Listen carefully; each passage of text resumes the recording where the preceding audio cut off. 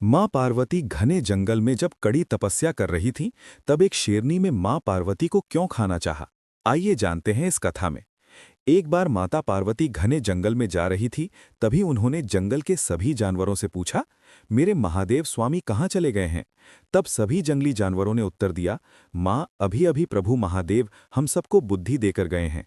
अब कैसे बताएं महादेव कहाँ हैं। तब माता पार्वती घने जंगल में बैठ जाती हैं और कड़ी तपस्या करने के लिए अपने हाथ जोड़ देती हैं।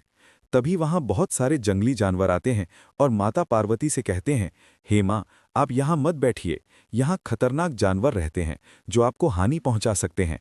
माता पार्वती उत्तर देती हैं, मुझे कोई परवाह नहीं, मैं अपने महादेव स्वामी को अपनी कड़ी तपस्या से ढूंढ लूंगी। तब सभी जंगली जानवर कहते हैं, माँ आप कड़ी तपस्या करें और हम सब आपके रखवाले होंगे। तब माता पार्वती मुस्कुराते हुए कहती हैं, ठीक है। तभी तेज तूफान और बारिश होने लगती है। तभी वहां एक खूंखार शेर अपनी गुफा में जा रहा था और अपने बच्चों से कहता है, बच्चों मैं तुम्हारे लिए खाना ला रहा हूं, न जाने तुम लोग कितने दिन से भूखे हो। तब खूंखार शेर अपने बच्चों के साथ माता पार्वती के पास पहुंचता है और जोर जोर से चिल्लाने लगता है। इसके बाद सभी जंगली जानवर बोलते हैं, माँ पार्वती को खाने से पहले तुम्हें हमसे युद्ध करना होगा। शेर हंसते हुए कहता है, मुझे मंजूर है। तब सभी जंगली जानवर शेरनी से लड़ने लगे। थोड़ी देर बाद सभी जंगली जानवर हारकर मुंह लटकाए हुए और आंसू बहाते हुए अपनी अपनी गुफाओं में चले गए। तब खूंखार शेर और उसके बच्चे माता पार्वती के पास आकर बैठने लगे। शेर अपने बच्चों से कहता है, बस बच्चों, इस तपस्या के खत्म होते ही इसे हम खा लेंगे। तभी शेरनी के बच्चे बोलते हैं, माँ हमें इसे नहीं खाना चाहिए, ये तो अपने पति को बुला रहे हैं, एक पत्नी को खाना पाप है, आप ही ने हमें सिखाया है। तब शेर बोलता है, हमें इसे खाना है, तुम चुप रहो। तब शेरनी और उसके बच्चे आंसू बहाते हुए गुफा में लौट जाते हैं।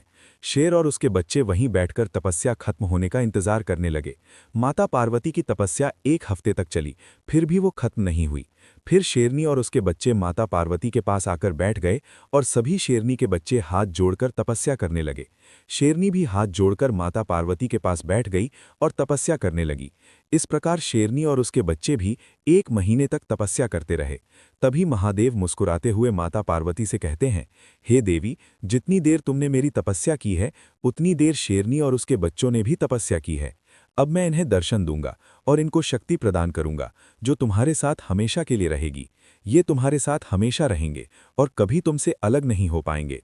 इसके बाद शेरनी और उसके बच्चे महादेव के चरणों में प्रणाम करते हैं और माता पार्वती शेरनी की पीठ पर सवार होकर जाने लगते हैं।